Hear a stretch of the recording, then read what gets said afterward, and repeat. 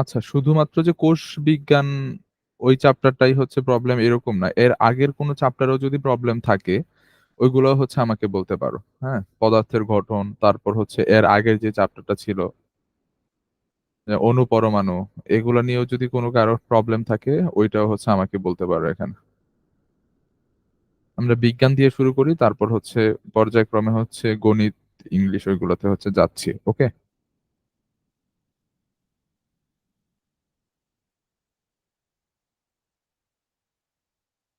Sir, আমার হ্যাঁ, একটা হ্যাঁ বলো। প্রশ্ন আছে। হ্যাঁ, বলো। খাবার সোডা, এটার হচ্ছে সংকেতটা কি? এটা খাবার সোডার সংকেত হচ্ছে সোডিয়াম বাইকার্বনেট।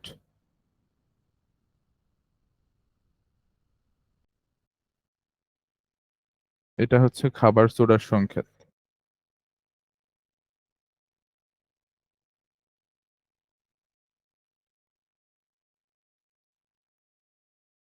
আর প্রবলেম আছে? আর কার কি সমস্যা বা কোশ্চেন থাকলে বলতে পারো।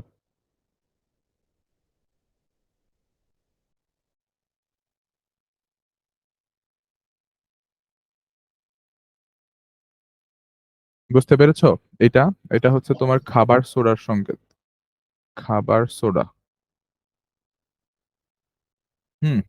আবার আরেকটা আছে হচ্ছে তোমার কাপড় কাচার সোডা। Sodium carbonate. হ্যাঁ, ওইটা হচ্ছে সোডিয়াম কার্বনেট। সোডা ওইটা হচ্ছে sodium carbonate, just sodium carbonate. এই যে বাই কার্বনেটটা নাই। ওইটা হচ্ছে তোমার হিট দিলে হাইড্রোজেনটা হচ্ছে এখান থেকে উড়ে যায়, উড়ে গেলে হচ্ছে যে সোডিয়াম কার্বনেটটা হচ্ছে পাই। ওইটা কাপড় কাচার সোডা হিসেবে ইউজ করা হয়। ওকে। আর ক্রিস্টাল কি? ক্রিস্টাল বা কেলাস, এটা একটু বুঝাই দেন তো। ক্রিস্টাল মানে হচ্ছে তোমার কঠিন পদার্থ। হ্যাঁ, এটা আমি হচ্ছে দেখাই তোমাকে।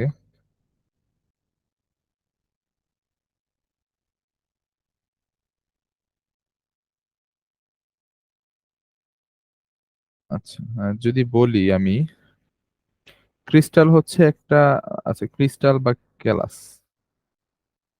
আচ্ছা, তোমরা যদি হচ্ছে বলো যে হচ্ছে তোমরা এগুলা কোন চ্যাপ্টার থেকে হচ্ছে করছো, তাহলে আমি ওই চ্যাপ্টারের সাথে রিলেট করে হচ্ছে আমি দেখাতে পারবো। ওকে?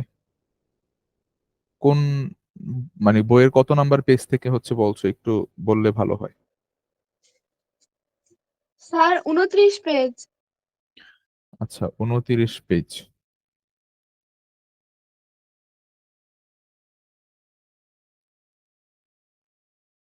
29 পেজে হচ্ছে শেষের লাইনগুলাতে হচ্ছে আছে লবণের ক্ষেত্রে সোডিয়াম এবং ক্লোরিনের পরমাণু অত্যন্ত সুন্দরভাবে কেলাস বা ক্রিস্টাল হিসেবে সাজানো থাকে। এইটা হুম, হচ্ছে। আচ্ছা।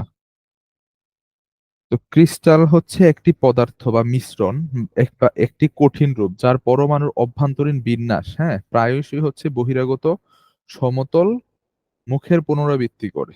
এইটা যদি হচ্ছে তুমি ক্যালাসের সংজ্ঞা লিখতে চাও, তাহলে তুমি এইটা লিখতে পারো। বুঝতে পারছো সংজ্ঞাটা কি? যদি বলি, একটি ক্যালাস হচ্ছে মানে ক্যালাস হচ্ছে একটি পদার্থের, হ্যাঁ, বা মিশ্রণের মিশ্রণের একটি কঠিন রূপ। কঠিন রূপ। বুঝতে পারছো? ফর এক্সাম্পল তোমার হইতে পারে লবণের কণা। হ্যাঁ, এই যে এরকম ধরো এখানে একটা লবণের সংকেত তো জানো, লবণের সংকেত কি বলতো? NaCl, sodium. হ্যাঁ, ক্লোরিন। Sodium chloride. এটাকে বলা হয় সোডিয়াম ক্লোরাইড। Sodium chloride. তো সোডিয়াম ক্লোরাইড হচ্ছে সোডিয়াম আর হচ্ছে ক্লোরাইড গুলা হচ্ছে যুক্ত থাকে, তাই না? জি স্যার। জি স্যার। জি স্যার। হ্যাঁ, তাহলে সোডিয়াম আর ক্লোরাইড হচ্ছে একটা ক্যালাস স্ট্রাকচার হচ্ছে গঠন করে। বুঝতে পারছো? জি স্যার। যেমন আমরা যদি এইটা দেখি, যে হচ্ছে সোডিয়াম থাকবে হচ্ছে ধরো এরকম, আচ্ছা এর পরের পেজে যাই আমি, হ্যাঁ। সোডিয়াম ক্লোরাইডের ক্যালাসন, সোডিয়াম ক্লোরাইড এর ক্যালাস বা ক্রিস্টাল, ক্রিস্টাল। তো এটা যদি হচ্ছে আমরা একটু দেখি, সাপোজ ধরো আমি হচ্ছে এই বড়টাকে হচ্ছে আমি বললাম ক্লোরিন, আর ছোটটাকে আমি বললাম কি সোডিয়াম। এটা কি কেন বড়টাকে আমি ক্লোরিন ধরলাম বলো তো? কারণ ক্লোরিনের তুমি যদি পারমাণবিক ভর দেখো, ওইটা হচ্ছে 35.5, আর সোডিয়ামেরটা যদি দেখো ওইটা হচ্ছে মাত্র 32, সরি 23, এইটা। সো এখানে হচ্ছে ক্লোরিনটা হচ্ছে একটু বড়, হ্যাঁ, সোডিয়াম থেকে। সো এই দুইটা হচ্ছে দুইটা পার্টিকেল। এখন আমি হচ্ছে যদি এদের ক্যালাসন ঘটনটা দেখাই, দেখো এই হচ্ছে এদের ক্যালাসন ঘটনটা। আমি হচ্ছে এটা উপর থেকে দেখতেছি, উপরের ভিউটা, এই হচ্ছে উপরের ভিউ। তারপর আমরা 3D-টাও দেখবো, এই হচ্ছে উপরের ভিউ। তো একটা আরেকটার সাথে হচ্ছে কানেক্টেড থাকে এরকম ভাবে। এইটা হচ্ছে ক্যালাসনের structure,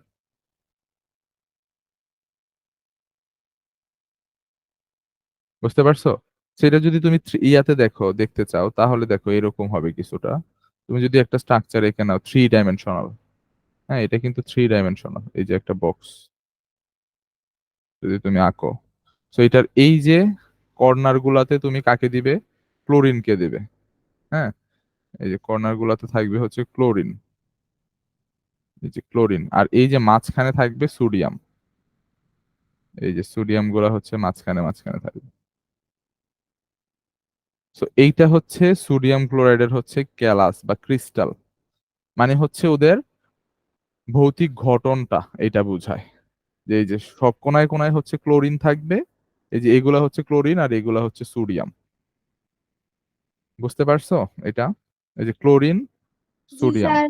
chlorine sodium, chlorine sodium, chlorine থাকবে, সোডিয়াম থাকবে, আবার ক্লোরিন থাকবে। তো এগুলা হচ্ছে ক্যালাসের গঠন। ক্যালাস মানে হচ্ছে একটা, ওই যে বললাম না, পদার্থের হচ্ছে কঠিন গাঠনিক স্ট্রাকচার, যেটা হ্যাঁ একটি পদার্থের বা মিশ্রণের একটি কঠিন রূপ, এই হচ্ছে আমরা কি বলি? ক্যালাস বলি।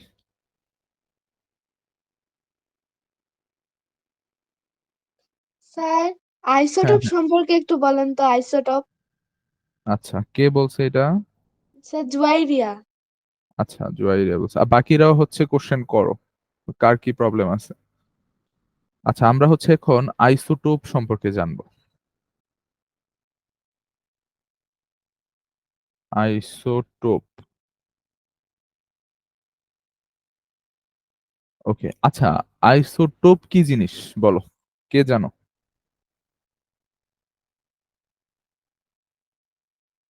কেউই জানো না?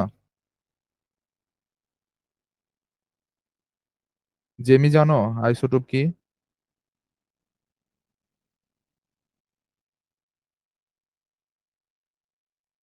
জেমি কি কথা শুনতে পাচ্ছ?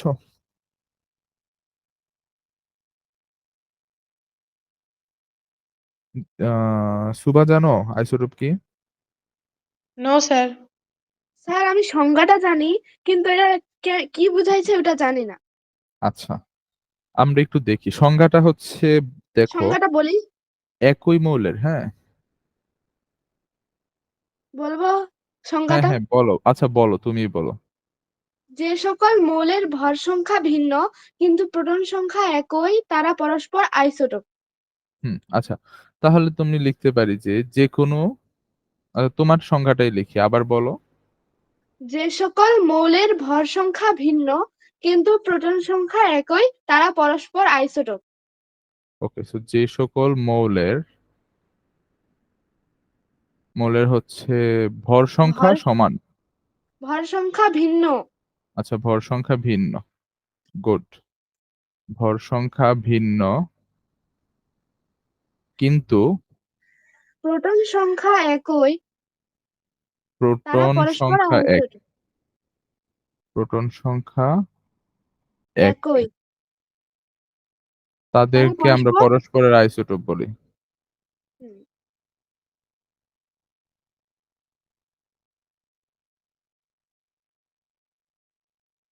আইসোটোপ বলা হয়। আইসোটোপ বলা হয়। আচ্ছা, সো এখানে হচ্ছে আইসোটোপ তো ভর সংখ্যা সমান, হ্যাঁ, প্রোটন সংখ্যাটা ভিন্ন, তাই না? জি এটা কি স্যার। বুঝায়? এটা কি বুঝায়? যে হচ্ছে আমি যদি দেখো একটা হাইড্রোজেন নেই, হ্যাঁ, হাইড্রোজেন 1 1, তারপর নিলাম হলো হাইড্রোজেন 1 2, তারপরে আমি নিলাম হাইড্রোজেন 1 3।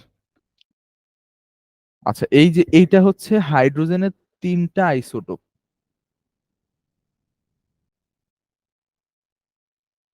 3টি পরস্পরের আইসোটোপ। আইসোটোপ, ওকে। এখন এই যে এইটা, আচ্ছা আমি যদি একটু বড় করে দেখাই, এইখানে যেটা থাকবে, হ্যাঁ, এইখানে একটা থাকবে, ধরো এটা আমি বি দিলাম আর এখানে হচ্ছে আমি এ দিলাম, আর নিচে তুমি জেড, আচ্ছা জেড দে, এটা জেড, ওকে। সো এই যে এটা বোঝায় যে এর ভর সংখ্যা, ভর সংখ্যা, আর এইটা বোঝায় প্রোটন সংখ্যা, প্রোটন সংখ্যা। সো দেখো তো তিনটার প্রোটন সংখ্যা একই কিনা। জি স্যার, একই। তাহলে প্রোটন সংখ্যা সমান, কিন্তু ভর সংখ্যাগুলো দেখো তো সবার এক নাকি হচ্ছে ভিন্ন, আলাদা। আলাদা। তাহলে তো কি? কেন আলাদা? হ্যাঁ, কেন আলাদা? গুড কোশ্চেন, যে কেন আলাদা। আচ্ছা আমি যদি এখন লিখি ভর সংখ্যা সমান সমান কি বলতো? প্রোটন প্লাস কি? নিউট্রন। নিউট্রন সংখ্যা। নিউট্রন, ওকে। সো প্রোটনকে আমি পি দ্বারা লিখি আর হচ্ছে নিউট্রনকে এন দ্বারা লিখি, এক। তাই না? হুম। আর জি ভর স্যার। সাপোজ আমি এম দ্বারা লিখলাম। সো এখানে প্রোটন তো সব ক্ষেত্রেই 1, হ্যাঁ, যে পি এর ভ্যালু এখানে ফিক্সড 1, তাহলে চেঞ্জ হচ্ছে কে? এন। নিউট্রন। নিউট্রন। এই যে নিউট্রন চেঞ্জ হয়, এই কারণে ভর সংখ্যা চেঞ্জ হয়, বুঝতে পারছো? তো কেন চেঞ্জ হয় নিউট্রন? কেন চেঞ্জ হয়? ওই যে নিউক্লিয়ার বিক্রিয়ার কারণে, নিউক্লিয়ার ফিউশন ফিশন বিক্রিয়ার কারণে। এগুলো হচ্ছে তোমরা আরো উপরে লেভেল উঠলে বুঝবা, যে এটাকে যদি হচ্ছে আমি একটা আলাদা একটা নিউক্লিয়াস দ্বারা হিট করি, তখন এই যে একটা ধরো অন্য একটা পার্টিকেল দ্বারা আমি এটাকে হিট করলাম, হিট করলে এটাতে হচ্ছে একটা নিউক্লিয়াস অ্যাড হয়, কখনো কখনো এটা থেকে নিউক্লিয়াস বের হয়ে যায়। তো সাপোজ ধরো তুমি এইটাকে তুমি একটা নিউক্লিয়ার ফিউশন বিক্রিয়া করলা, তখন এটা থেকে একটা নিউক্লিয়াস বা নিউট্রন বের হয়ে গেল, তখন হয়ে এটা এইরকম হয়ে গেল, হ্যাঁ। অথবা এইটাকে তুমি হিট করলা, করাতে হচ্ছে একটা অ্যাড হয়েছে, হয়ে হচ্ছে এরকম হয়ে গেছে। তো আগে ধরো অনেকগুলো হাইড্রোজেন ছিল তোমার কাছে, তার মধ্যে নিউক্লিয়ার ফিউশন বিক্রিয়ার কারণে, নিউক্লিয়ার রিয়েকশনের কারণে তোমার এইটা হচ্ছে 2টা হয়ে গেছে, এটার ভর 2 হয়ে গেছে, আর বাকিগুলার ভর 1ই আছে। আবার কোন কোনটার ভর হচ্ছে 3 হয়ে গেছে। তো এখানে কে চেঞ্জ হয়েছে? প্রোটন তোমার সেম, তুমি হচ্ছে এখানে নিউট্রন হচ্ছে সাপ্লাই করছো, যার কারণে নিউট্রন নাম্বার বেড়ে গেছে, বুঝতে পারছো? তো এদের পরস্পরকে আমরা বলি আইসোটোপ। জি স্যার, বুঝতে পারছি। আর কার কি প্রবলেম আছে? স্যার, তেজস্ক্রিয়তা সম্পর্কে একটু বলেন তো, তেজস্ক্রিয়তা। আচ্ছা, তেজস্ক্রিয়তা বা হচ্ছে এটাকে বলা হয় রেডিও অ্যাক্টিভিটি, হ্যাঁ।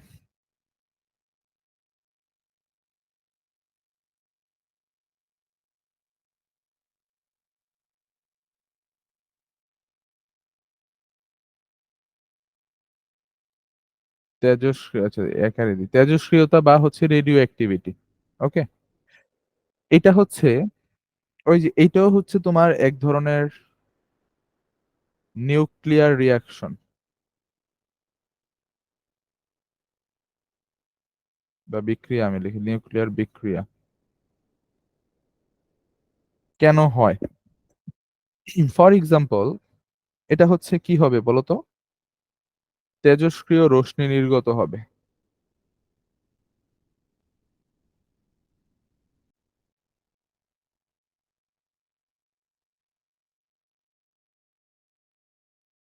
তেজস্ক্রিয় রশ্মি নির্গত হয়।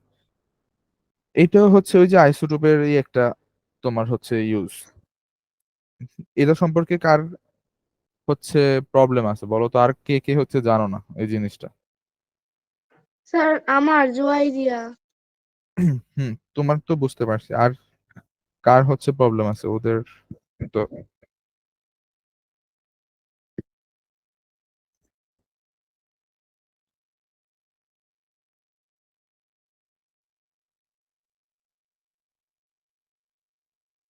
আচ্ছা, তো এখানে হচ্ছে আমরা একটু তোমাকে হচ্ছে আমি হচ্ছে তোমাকে একটু ব্যাপারগুলো ক্লিয়ার করে দেই যে তেজস্ক্রিয়তা কি। হুম, তেজস্ক্রিয়তা কি? তেজস্ক্রিয়তা তেজস্ক্রিয়তা হচ্ছে তোমার কোনো বা যে সকল, আচ্ছা তেজস্ক্রিয়তার আগে তেজস্ক্রিয় মৌল কি এটা হচ্ছে আমরা আগে দেখি। তেজস্ক্রিয় মৌল, আচ্ছা তেজস্ক্রিয় মৌল কি জানো কোনগুলা তেজস্ক্রিয় মৌল? স্যার জি স্যার জানি। কি হাইড্রোজেন, বলো তো? আর্গন, জ্যানন, হাইড্রোজেন, ক্রিপ্টন, হ্যাঁ, uranium. Helium sir, helium. Uranium হচ্ছে একটা তেজস্ক্রিয় মৌল, হ্যাঁ, ইউরেনিয়াম। তারপর আর আর্গন, তেজস্ক্রিয় আচ্ছা আছে, না আর্গন আর্গন। টার্গন এগুলো তেজস্ক্রিয় না, এগুলো হচ্ছে নিষ্ক্রিয় মৌল, এগুলো ও, কখনোই তেজস্ক্রিয় ধর্ম হচ্ছে দেখায় না। তোমার হচ্ছে ইউরেনিয়াম আছে, হ্যাঁ, ইউরেনিয়াম হচ্ছে একটা রেডিও অ্যাক্টিভ সাবস্টেন্স। তারপর হচ্ছে টেকনিশিয়াম, তো রেডিয়াম। এগুলো হ্যাঁ, রেডিয়াম, রেডিয়াম একটা তেজস্ক্রিয় মৌল, এগুলো হচ্ছে তেজস্ক্রিয় মৌল। তো এখানে তোমার হচ্ছে যদি বলি যে সব মৌল তেজস্ক্রিয় রশ্মি, যে সকল মৌল তেজস্ক্রিয় রশ্মি হচ্ছে বিকিরণ করে বা নির্গত করে তাদেরকে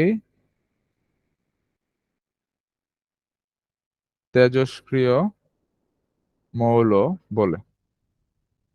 ওকে, তো এইগুলা হচ্ছে তেজস্ক্রিয় মৌল। আর তেজস্ক্রিয়তা কি? তেজস্ক্রিয়তা,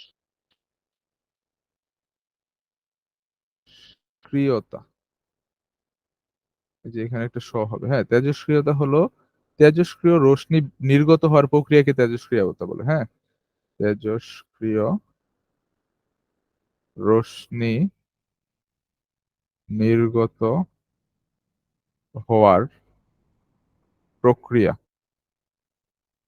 ওকে, এখন আসি তেজস্ক্রিয় রশ্মি কেন নির্গত হয়।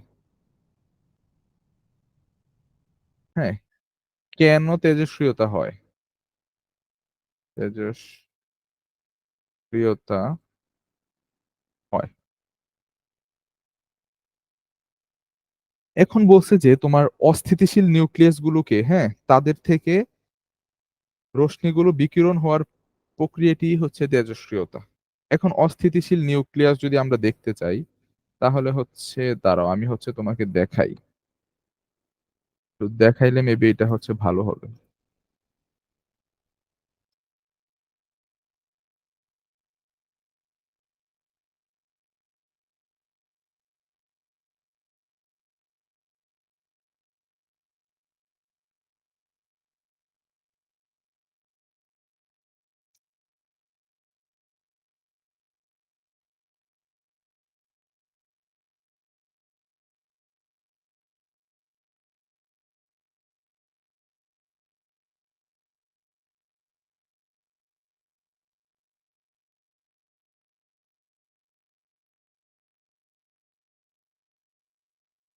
আচ্ছা, বোর্ডে কি হচ্ছে ছবিটা দেখা যাচ্ছে?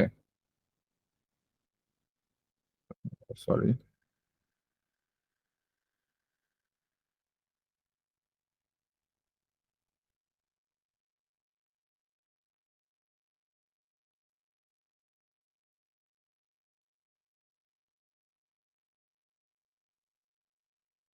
আচ্ছা, এই যে দেখো, এই ছবিটা দেখতে পাচ্ছ সবাই? জি স্যার।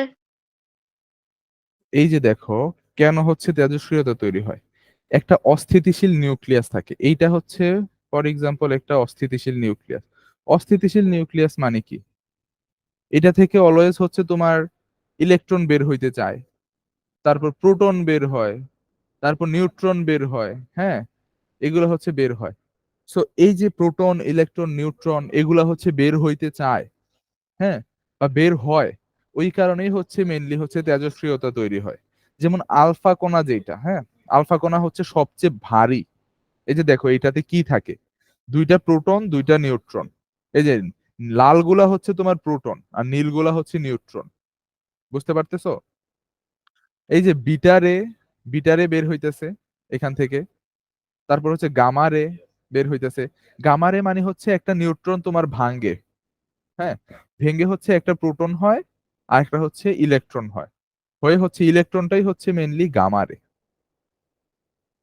সো তেজস্ক্রিয়তা কেন হয় বুঝতে পারতেছো? জি স্যার।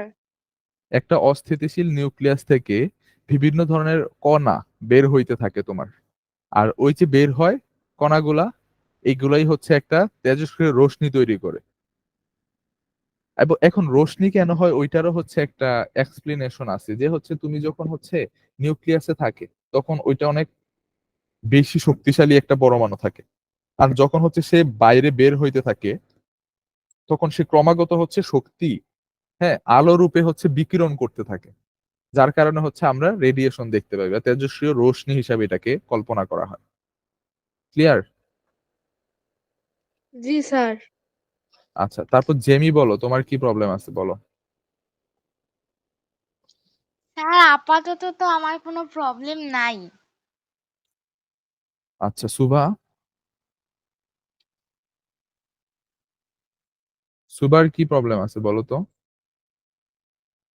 অন্য যে কোনো চ্যাপ্টার বা বিজ্ঞানের যে কোনো বইয়ের যে কোনো কোণা থেকে হচ্ছে করতে পারো তোমরা।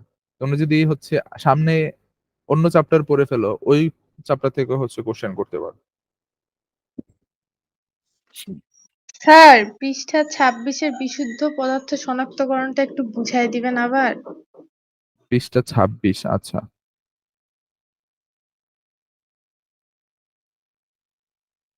বিশুদ্ধ পদার্থ শনাক্তকরণ, ওকে। সো আমরা হচ্ছে আচ্ছা বইটা হচ্ছে একটু শেয়ার দেই, তোমরা হচ্ছে ওইখানে, আমি হচ্ছে ওইখান থেকেই হচ্ছে বুঝাই।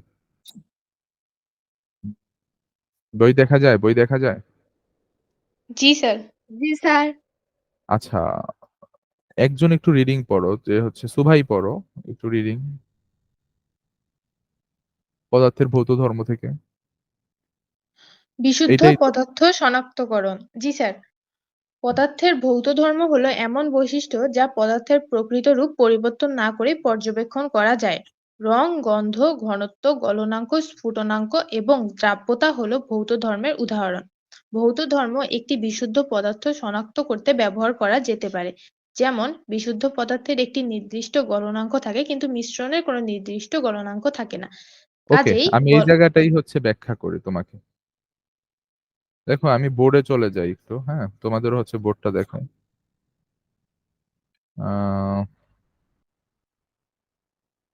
ওকে, ওইখান থেকে যদি পরবর্তীতে বলি যে ওইখান থেকে পড়ো, তাহলে হচ্ছে ওইখান থেকেই পড়ো। আচ্ছা, সো এখন হচ্ছে আমরা দেখো এই যে ভৌত ধর্মটা দেখি আমরা, ভৌত ধর্ম।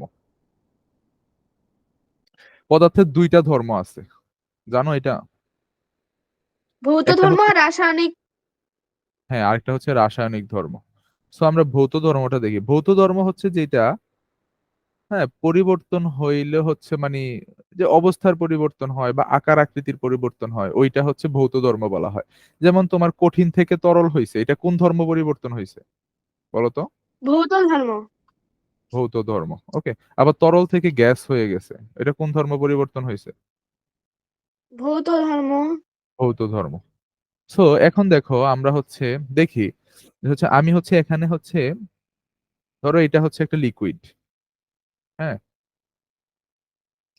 লিকুইডে আমি হচ্ছে এখানে চিনি দিলাম, চিনি, আর হচ্ছে দিলাম হচ্ছে পানি। বুঝতে পারছো? চিনি আর পানি দিছি আমি এখানে।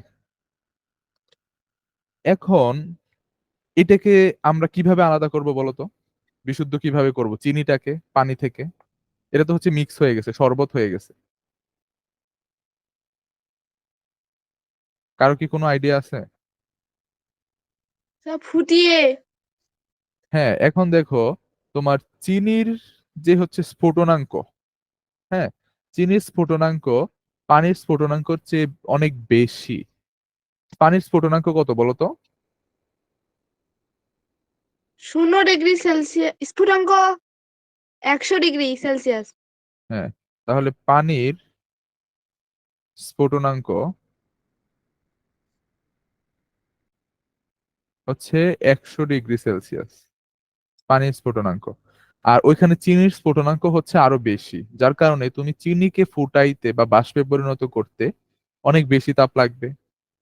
এখন দেখো আমি এটাকে কিভাবে আলাদা করবো, দেখো এখানে হচ্ছে আমি এবার তাপ দেব, ওকে, হিট দেব এখন।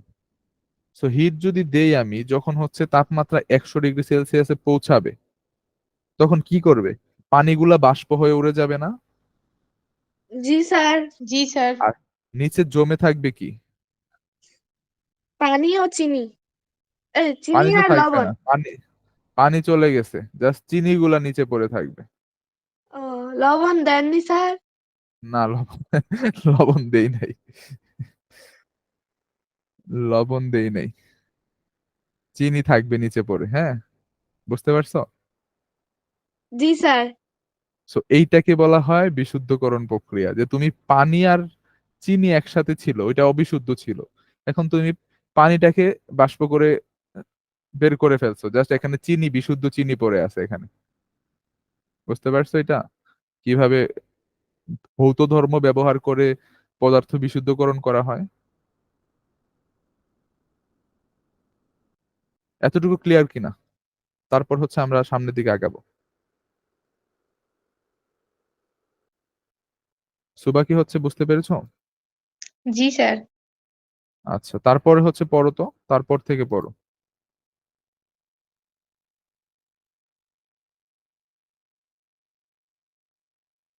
কাজেই গলনাঙ্ক পরিমাপ করে বলে দেওয়া যেতে পারে একটি পদার্থ বিশুদ্ধ পদার্থ নাকি মিশ্রণ।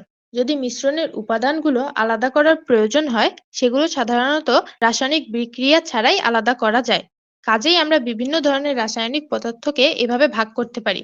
মৌল, মৌলে শুধু এক ধরনের পরমাণু থাকে, যেমন আচ্ছা, সোনা, একটু বলি রূপা, তো। Oxygen, nitrogen. আচ্ছা, হ্যালো।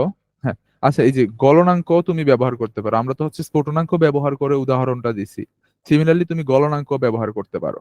কিভাবে করতে পারো? তো দেখো, ধরো হচ্ছে এই হচ্ছে তুমি একটা, ধরো কোনো কিছু একটা স্বর্ণের বার নিছো, এটাতে হচ্ছে ভেজাল আছে কিছু, ধরো লোহা আছে। হ্যাঁ, এখন স্বর্ণের যেই তাপমাত্রাটা গলনাঙ্ক, লোহার তাপমাত্রা তো অনেক বেশি, তাই না? লোহার থেকে তো স্বর্ণের গলনাঙ্ক অনেক কম হবে, যার কারণে তুমি যখন হচ্ছে তাপ দিবে, তখন স্বর্ণটা হচ্ছে আগেই গলে যাবে। হ্যাঁ, লোহা গলার আগেই স্বর্ণ গলে নিচে পড়ে যাবে।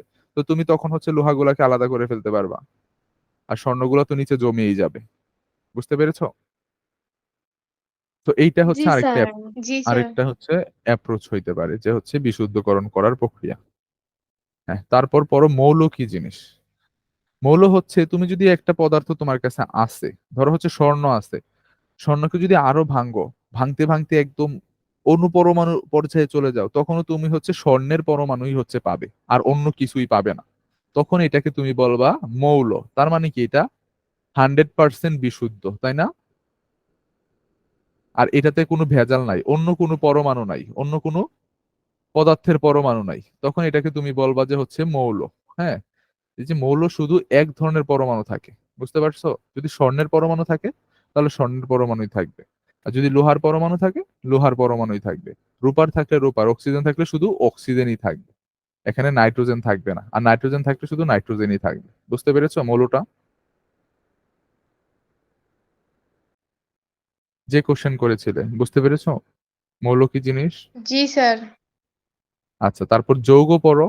যৌগ হচ্ছে তোমার দুইটা মৌল বা দুইয়ের অধিক মৌল নিয়ে, ধরো এটা হচ্ছে তোমার একটা মৌল, ধরো সোডিয়াম, আর এটা হচ্ছে ক্লোরিন, তাহলে এখানে দুই রকম পরমাণু চলে আসছে না? জি স্যার। তাহলে এটাকে তুমি কি বলবা? তখন এটাকে বলবা তুমি যৌগ। এরকম হইতে পারে সালফিউরিক অ্যাসিড, H2SO4, এখানে কয়টা পরমাণু আসছে? একটা, দুইটা, তিনটা আসছে। তো এইটাও একটা যৌগ। আর মৌল যদি তুমি এক্সাম্পল দেই, মৌল হচ্ছে যেমন জাস্ট অক্সিজেন, এটা হচ্ছে একটা মৌল। কার্বন, এটা একটা মৌল। নাইট্রোজেন, এটা একটা মৌল। তারপরে এই যে আস মানে হচ্ছে গোল্ড, এটা একটা মৌল। এই যে এজি সিলভার, এটা একটা মৌল। এগুলো হচ্ছে আলাদা আলাদা সব মৌল। এগুলোকে যদি তুমি ভাঙো শুধু কার্বনই পাবে, অথবা এই যে নাইট্রোজেনকে ভাঙলে শুধু নাইট্রোজেন পাবে, অক্সিজেনকে ভাঙলে শুধু অক্সিজেন। এই যে আস বা গোল্ডকে ভাঙলে শুধু গোল্ডে পাবে, সিলভারকে ভাঙলে শুধু মাত্রই সিলভারই পাবে। আর যৌগকে তুমি যদি ভাঙো, এই যে ধরো সোডিয়াম ক্লোরাইড, এটা হচ্ছে একটা যৌগ, তুমি এখান থেকে দুইটা পাবে, একটা সোডিয়াম পাবে আর একটা কি ক্লোরিন পাবে। So clear? কার্বন জি ডাইঅক্সাইডকে স্যার। ভাঙলে কার্বন পাবে, অক্সিজেন পাবে। আচ্ছা, তারপরে মিশ্রণ কি জিনিস? মিশ্রণটা পড়ো তো একটু।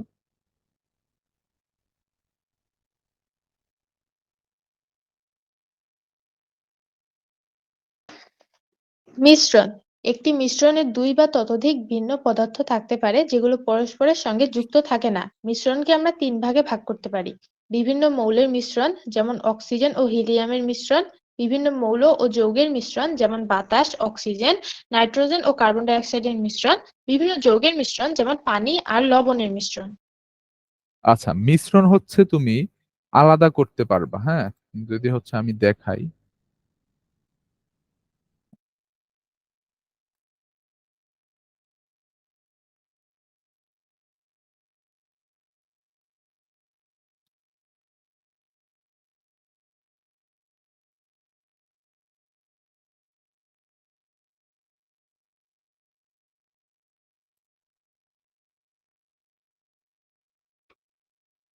উম, এক সেকেন্ড।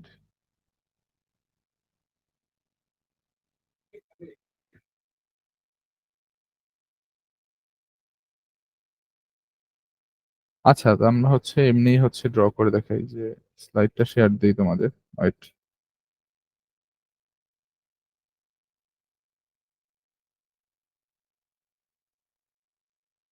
আচ্ছা দেখো, আমরা হচ্ছে মিশ্রণটা একটু ভালো করে পড়ি। মিশ্রণ, মিশ্রণ হচ্ছে তুমি যদি হচ্ছে ধরো ইট প্লাস বালু প্লাস হচ্ছে সিমেন্ট, সিমেন্ট মিশাইছো, এই মিশ্রণটা দেখছো কখনো কেউ? দেখছি। জি স্যার। এটা ওই যে বিল্ডিং তৈরি করার সময় ব্যবহার করে না? জি স্যার। সো এইটা হচ্ছে একটা মিশ্রণ। এটাতে হচ্ছে তুমি ইট আলাদা করতে পারবা, বালু আলাদা করতে পারবা, সিমেন্ট আলাদা করতে পারবা, হ্যাঁ। এইটা হচ্ছে একটা মিশ্রণ। তারপর এই যে পানির যে শরবত তৈরি করছো তুমি, পানি, তারপর চিনি, এগুলা এগুলা হচ্ছে মিশ্রণ, বা এগুলাকে ইংলিশে বলা হয় সলিউশন। হুম, এগুলাকে ইংলিশে বলা হয় সলিউশন। তো মিশ্রণ এগুলা। তো আমরা হচ্ছে মিশ্রণ কয় প্রকার দেখছি? তিন প্রকার, হ্যাঁ। বিভিন্ন মৌলের মিশ্রণ। এখন বিভিন্ন মৌল কি কি? ধরো তুমি হচ্ছে একটা এখানে নিছো, নিয়ে হচ্ছে তুমি এখানে কার্বন মিশাইছো, অক্সিজেন, নাইট্রোজেন, তারপর কি হাইড্রোজেন, হিলিয়াম, এগুলা সব রাখছো, তাহলে এটা কিসের মিশ্রণ হয়েছে? মৌলের মিশ্রণ না? জি স্যার। মৌলের মিশ্রণ।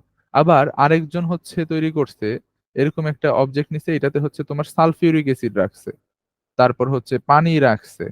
তো সালফিউরিক অ্যাসিডটা কি একটা যৌগ না? জি স্যার। যৌগ। তো এটা হচ্ছে, এটাকে বলবো আমরা তখন যৌগের মিশ্রণ। মিশ্রণ। তারপর আরেকজন হচ্ছে কি করছে, এখানে হচ্ছে ওই যে যেটা বললাম, প্রথম বললাম চিনি, ইট, বালু, এগুলা হচ্ছে নিয়ে হচ্ছে মিশাইছে, তাহলে এটাকে আমরা বলবো কি বিভিন্ন যৌগের মিশ্রণ। ওকে, এইটা হচ্ছে যৌগের মিশ্রণ। আর তুমি যদি এখানে মৌল এবং হচ্ছে যৌগ দুইটাই রাখো, তাহলে এটা কি হবে? মৌল ও যৌগ এর মিশ্রণ। বুঝতে পারছো? তো এই তিন ধরনের হচ্ছে মিশ্রণ হয়, যে মৌলের মিশ্রণ, যৌগের মিশ্রণ, এবং কি মৌল ও যৌগের মিশ্রণ। ক্লিয়ার সবাই? জি স্যার। জি স্যার। আচ্ছা, ওকে। তারপর আর কার কোনো প্রবলেম কোথায়? সুবা কি বুঝতে পেরেছো জি স্যার। বিশুদ্ধকরণ প্রক্রিয়া? ওকে, আর কোথায় প্রবলেম আছে কার? স্যার একটা প্রবলেম পাইছি। হ্যাঁ বলো। ওই যে কলরয়েডের কত নাম্বার পেজ? স্যার পারি না। বলতেছি। কত নাম্বার পেজ? Sir 112 page. এত দূরে চলে গেছো কেন? আচ্ছা, দেখতেছি আমি। হ্যাঁ, 112 নাম্বার পেজ। কলয়েড। হ্যাঁ, এখানে কি প্রবলেম বলো তো? স্যার আমি বুঝতেছি না যে কলয়েড জিনিসটা কি। কলয়েড মানে হচ্ছে সোজা ভাষায় যদি বলি, তোমার বরফ দেখছো? হ্যাঁ। আচ্ছা, এটা একটু পড়ো। এই জায়গাটা একটু পড়ো। কলয়েড।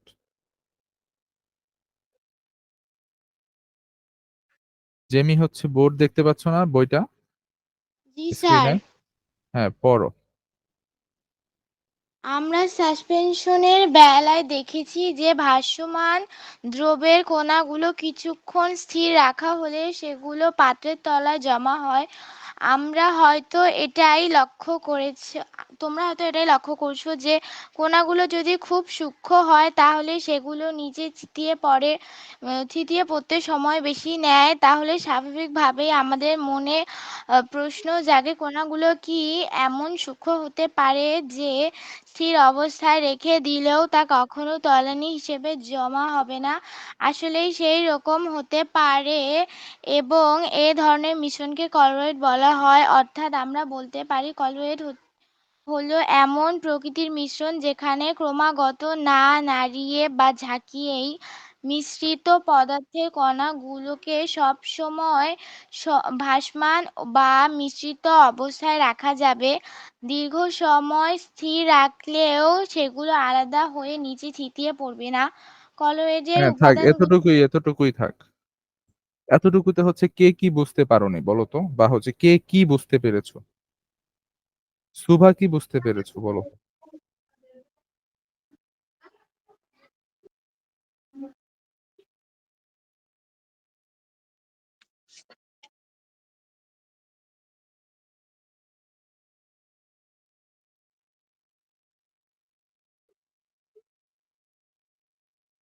আচ্ছা, আমরা কেউই কিছু বুঝতে পারিনি। হ্যাঁ, কফি দেখছো? স্যার কফি আমিও কিছু বুঝতে পারিনি। বা চা দেখছো? চা। জি স্যার জি দেখছি। স্যার। জি স্যার। তো চায়ে কখনো কি দেখছো, ধরো এক কাপ চা নিছো তুমি কাচের একটা গ্লাসে। হ্যাঁ, ধরো এইটাই এক কাপ চা। এই যে চা নিছো একটা কাচের মগে বা হচ্ছে কাপে। এখন চায়ের কি দেখছো, এইখানে একটু ঘন বেশি, এখানে একটু কম কালো, এখানে একটু সাদা, এখানে একটু হলুদ, এরকম দেখছো নাকি কখনো?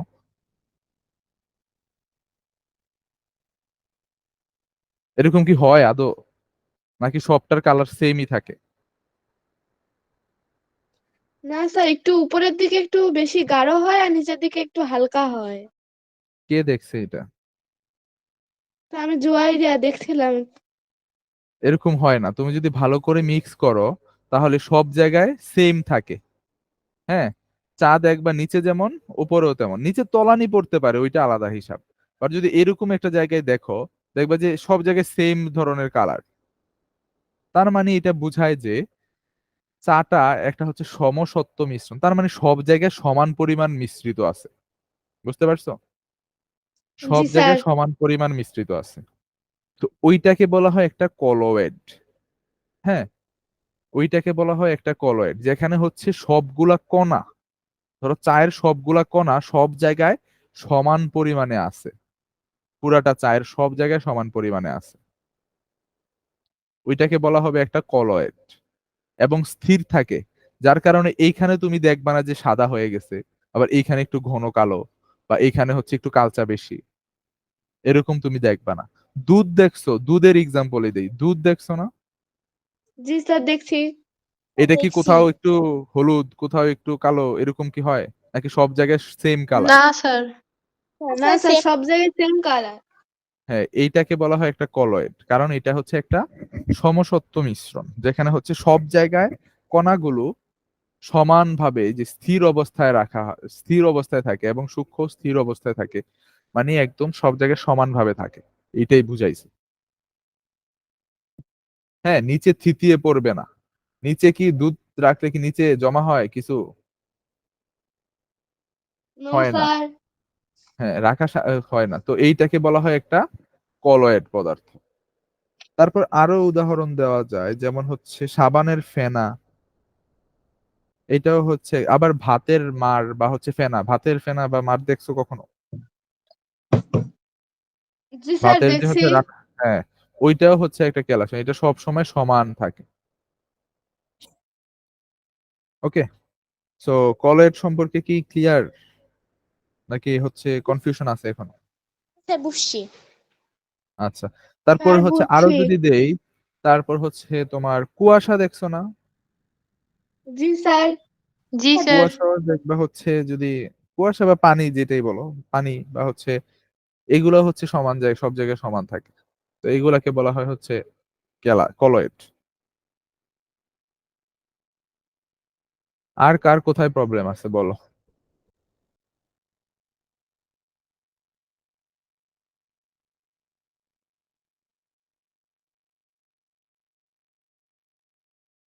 স্যার, পরম শূন্য তাপমাত্রা কি বলতে একটু কি বোঝায়, এটা একটু বলে দেন। আচ্ছা, পরম শূন্য তাপমাত্রা বলতে কি, এটা একটা গুড কোশ্চেন।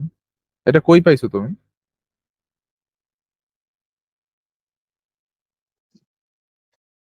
পরম শূন্য তাপমাত্রা কত জানো?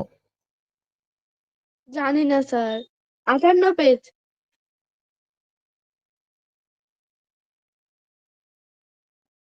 আচ্ছা আচ্ছা, বই আমি হচ্ছে এটা এমনি এক্সপ্লেন করে দিই, বই লাগবে না।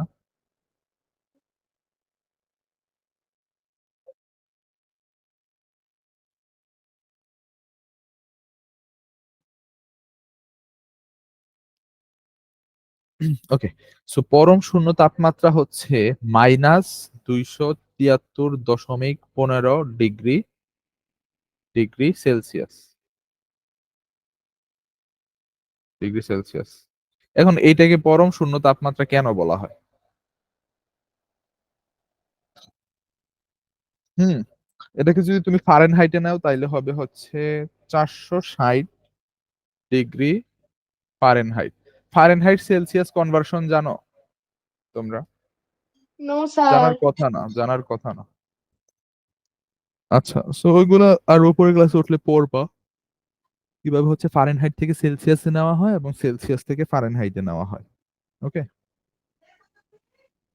আচ্ছা আমরা হচ্ছে এটাকে বলা হয় অ্যাবসোলুট টেম্পারেচার। Absolute temperature. এখন এটাকে পরম শূন্য তাপমাত্রা কেন বলা হয়? দেখো, আমরা হচ্ছে একটা গ্রাফের মাধ্যমে দেখাই। এটা হচ্ছে 0 ডিগ্রি সেলসিয়াস। এখানে আমি ধরলাম 273 ডিগ্রি সেলসিয়াস।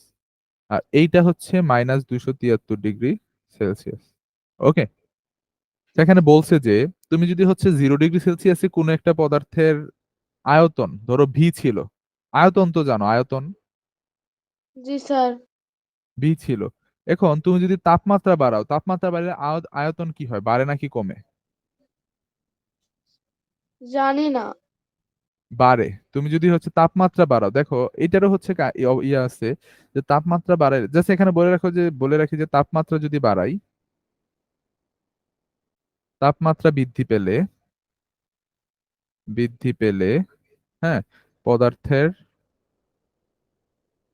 আয়তন বাড়ে। ঠিক আছে, তাপমাত্রা বৃদ্ধি পেলে পদার্থের আয়তন বাড়ে এবং তাপমাত্রা কমলে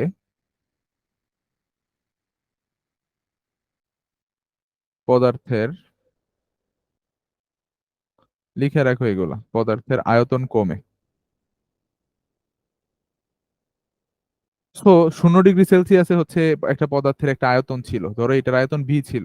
এখন আমি যদি তাপমাত্রা বাড়াই, এটা 2 ভি হইতে পারে বা সামথিং এন ভি হইলো, মানে পদার্থের আয়তনটা বৃদ্ধি পাইছে, ঠিক না?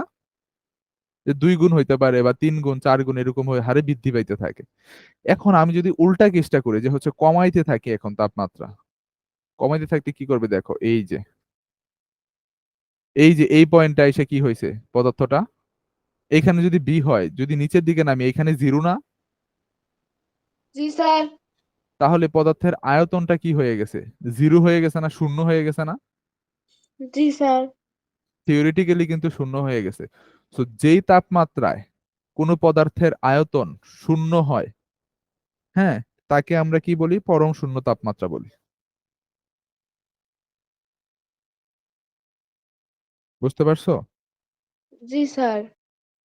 তো যদি হচ্ছে সংজ্ঞাটা আমি লিখে দেই, এটা হচ্ছে এরকম হবে, হচ্ছে যে তাপমাত্রায়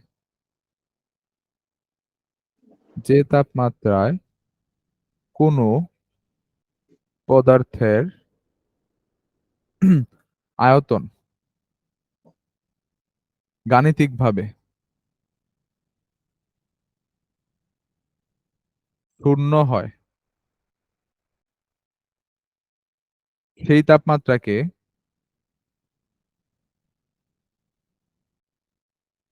তাপমাত্রাকে পরম শূন্য তাপমাত্রা বলা হয়।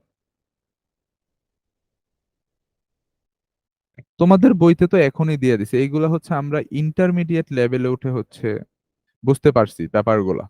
পরম শূন্য তাপমাত্রা বলে, হ্যাঁ। তো এটা বুঝতে পারছো? জি স্যার। তো পরম শূন্য তাপমাত্রা কি? তো যে তাপমাত্রায় কোনো পদার্থের আয়তন গাণিতিকভাবে পূর্ণ হয় সেই তাপমাত্রাকে পরম শূন্য তাপমাত্রা বলে। পূর্ণ না, শূন্য শূন্য। ও শূন্য।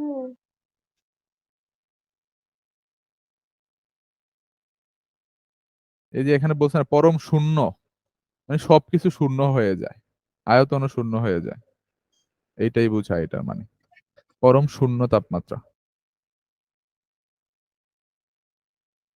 ক্লিয়ার সবাই? জি স্যার। আর কার কি প্রবলেম আছে? ম্যাথ, ইংলিশ বা হচ্ছে সায়েন্স, যেগুলো, যে বিষয়গুলো তোমাদের পড়ানো হয়, যে কোনো কোশ্চেন থাকলে হচ্ছে বলতে পারো। স্যার বাংলায় হচ্ছে সমাজ সম্পর্কে একটু বলেন। সমাজ সম্পর্কে কি জানতে চাও বলো? যে স্যার সমাস কি? জি স্যার। সমাস হচ্ছে তোমার একটা পরপদ থাকবে, একটা কি থাকবে? পূর্বপদ থাকবে। এদেরকে নিয়ে যেই বাক্য গঠিত হয় ওকে আমরা কি বলি? সমাস বলি। তো আমরা দেখো, সমাসের হচ্ছে কিছু, একটা উদাহরণ দেখি আমরা, হ্যাঁ, উদাহরণ দেখলে ক্লিয়ার হওয়ার কথা। দেখো, এই যে এইটা কি পড়ছো কখনো? সিংহ চিহ্নিত যে আসন, চিহ্নিত আসন, এটাকে আমরা কি বলি বলো তো? সিংহাসন। সিংহাসন। ওকে। সো এইটাতে হচ্ছে, এই বাক্যটা যে, এটাকে আমরা কি বলি? এটাকে কি বলি বলো তো?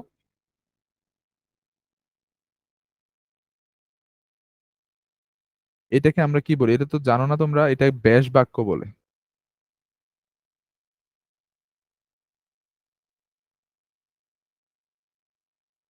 জানো এটা? আর এটাকে বলা হয় সমস্ত পদ। হ্যাঁ। তো ব্যাস বাক্যের হচ্ছে আবার দুইটা পদ থাকে। একটা হচ্ছে পূর্ব পদ, যেটা পূর্বে থাকে, এই যে এটা পূর্বে থাকে, এটা পূর্ব পদ। আর যেটা পরে থাকে এটাকে বলা হয় পরপদ। ওকে। সো এইগুলা নিয়ে হচ্ছে সমাস গঠিত। সমাসে একটা ব্যাস বাক্য থাকবে, একটা সমস্ত পদ থাকবে, একটা পূর্বপদ থাকবে, একটা পরপদ থাকবে, আর এইটা হচ্ছে একটা সংযোজক। ওকে। তারপর সমাজের প্রকারভেদ জানো সমাসের? আচ্ছা, আর কি, তোমার কি হচ্ছে, আর কি বলবো বলো, সমাস নিয়ে কি প্রবলেম? স্যার প্রবলেম নাই, শুধু সংজ্ঞাটা জানতে চাইছিলাম। সংজ্ঞাটা হচ্ছে অর্থ আছে, হ্যাঁ, এমন একাধিক শব্দ একসঙ্গে যুক্ত হয়ে একটি নতুন শব্দ গঠন করার প্রক্রিয়াই হচ্ছে সমাস। অর্থ লিখে নাও সংজ্ঞাটা। অর্থ সম্বন্ধ আছে, ওকে, এমন একাধিক শব্দ, একাধিক শব্দের, হ্যাঁ, একসঙ্গে যুক্ত হয়ে একটি নতুন শব্দ গঠন করার প্রক্রিয়াকে কি বলে? সমাস বলে। ক্লিয়ার? জি স্যার। আচ্ছা, তারপর বাকিরা বলো।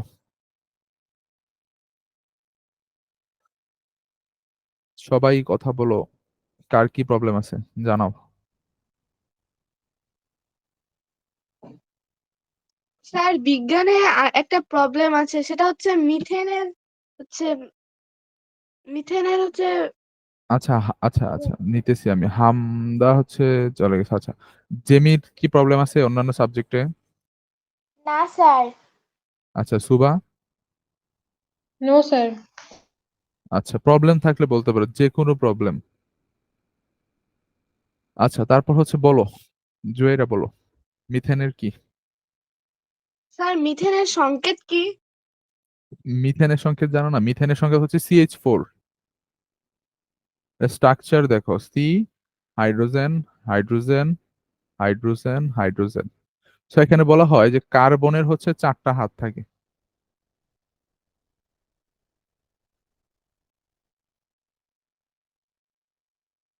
হ্যাঁ, কার্বনের 4টা হাত থাকে, আর 4টা হাত দিয়ে 4টা হাইড্রোজেনকে সে ধরে রাখে। বুঝতে পারছো? ওইটাই হচ্ছে মিথেন। স্যার সালফারের সংকেত হচ্ছে S2 না? সালফার? জাস্ট সালফার নাকি? জি স্যার, সালফারের সংকেতটা কি? সালফারের সংকেত হচ্ছে S, আর যদি বলো সালফার ডাই অক্সাইড তখন হবে SO2। এটা হচ্ছে সালফার ডাই অক্সাইড। হুম, জি স্যার, বুঝছি।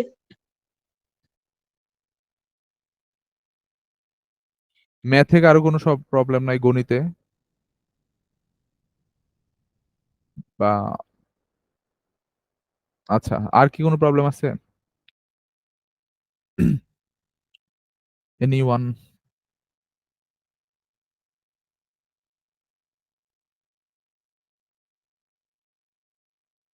স্যার প্রবলেম নাই। স্যার প্রবলেম নাই। আচ্ছা, আরেকটা আব্দুল মাহমুদ, এর এই যে হামাদ নাকি? আব্দুল মাহমুদ, ওইটাতে কে আছে?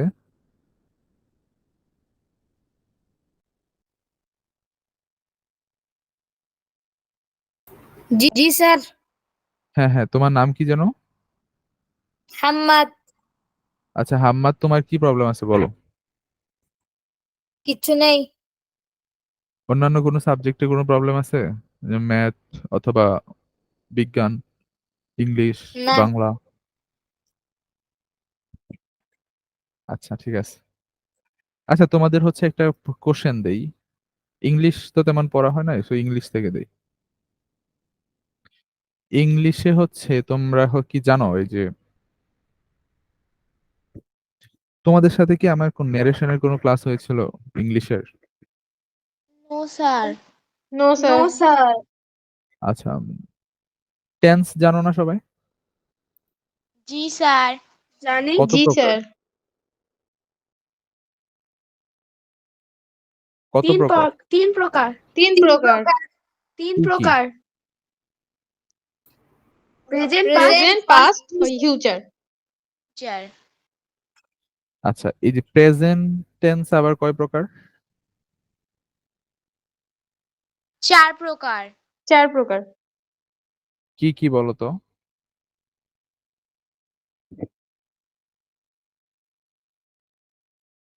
প্রেজেন্ট ইনডিফিনিট, তাই না? তারপর প্রেজেন্ট প্রেজেন্ট কন্টিনিউয়াস, কন্টিনিউয়াস, তারপর present present. Present perfect continuous.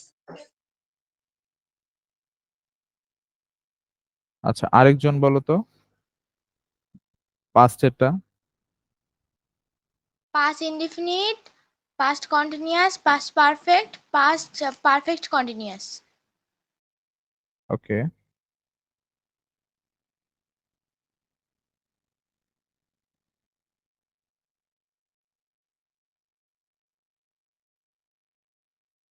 ফিউচারেরটা বলো তো।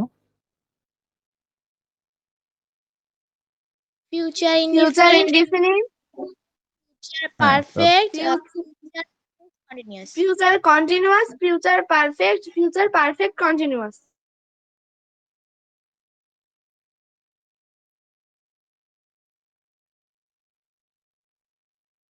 ওকে, সো আমরা এই 12 ধরনের টেন্স তো জানি, তাই না? জি স্যার। এখন তোমাদের কাজ হচ্ছে, আমি হচ্ছে একটা এক্সাম্পল দেই, এটাকে 12টা টেন্সে হচ্ছে কনভার্ট করবা। যেমন আই রিড এ বুক। ওকে, এটা কোন টেন্সে আছে বলো তো? Present indefinite. এটাকে বাকি 11টা টেন্সে কনভার্ট করো। স্যার, এটা তো হ্যাঁ প্রেজেন্ট পাস্ট ইনডিফিনিট হয়। হ্যাঁ, আমি তো বললাম যে এটা প্রেজেন্ট ইনডেফিনিট। করো, এটা ফার্স্ট হয় আমি জানি। এই যে রিড মানে রিড রিড রিডই হয়, হ্যাঁ, রিড রিড রিড, তিনটাই রিড।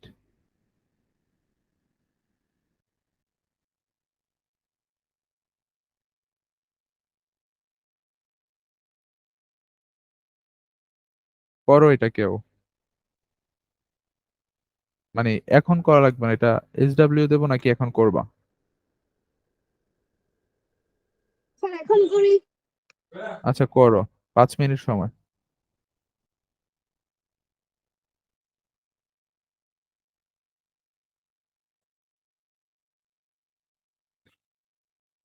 করে হচ্ছে আমাকে জানাও, দেখি কে আগে করতে পারে।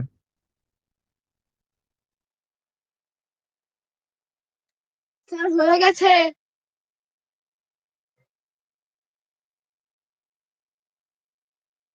কার হয়েছে? স্যার জুয়াইরিয়া। আচ্ছা বাকিরাও করো, বাকিরা কি করতেছো? জি স্যার। হ্যাঁ শেষ করো, এটাই হচ্ছে আজকে আমাদের লাস্ট প্রবলেম। তারপর হচ্ছে আমরা ক্লাস শেষ করব। আর সবাই হচ্ছে ছবি তুলে আমাকে পাঠাবা ওইটা। সবাই শেষ করো, তারপর হচ্ছে আমরা ক্লাসটা ক্লোজ করব। শেষ করে জানাও।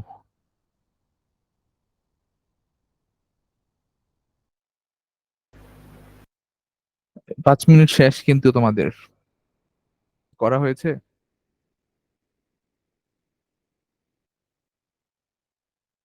সুবা স্যার কি আর করতে একটু পার সুবা কি করতে পারছো? জি স্যার, আর একটু বাকি আছে। হাম্মাদ, হাম্মাদ কি হচ্ছে করতেছো? জি জি। এই যে এটা কি করতেছো টেন্স?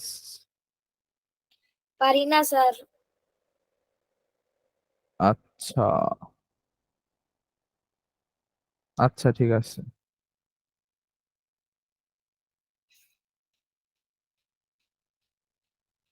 হাম্মাদ তো হচ্ছে নতুন, হ্যাঁ, তুমি হচ্ছে নতুন যুক্ত হয়েছো তাই না? জি। আচ্ছা, তোমার ব্যাপারে হচ্ছে আমি বলবো তোমাকে, মানে হচ্ছে কি করা যায় দেখা যায়, কিভাবে হচ্ছে প্রিভিয়াস যেই টপিক গুলো আছে ওইগুলো তোমাকে প্রোভাইড করা যায়, এটা হচ্ছে আমি আলোচনা করব।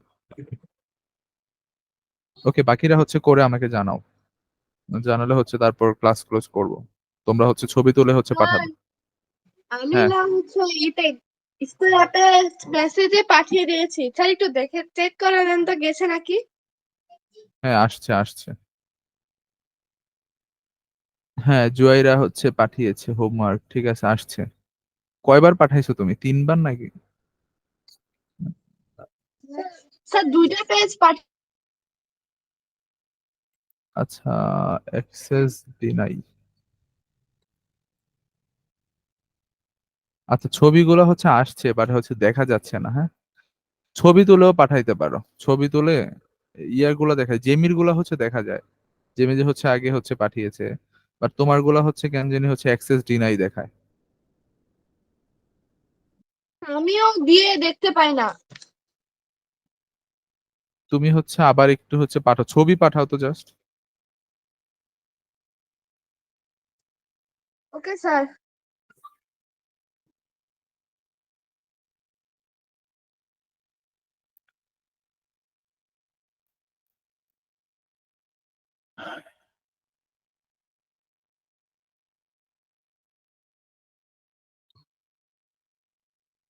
ওকে, তাহলে হচ্ছে সবাই হোমওয়ার্ক গুলো সাবমিট করে দাও, হ্যাঁ? আজকে ক্লাসটা এতটুকুই। কারো কোনো প্রবলেম না থাকলে হচ্ছে লিভ নিয়ে নাও।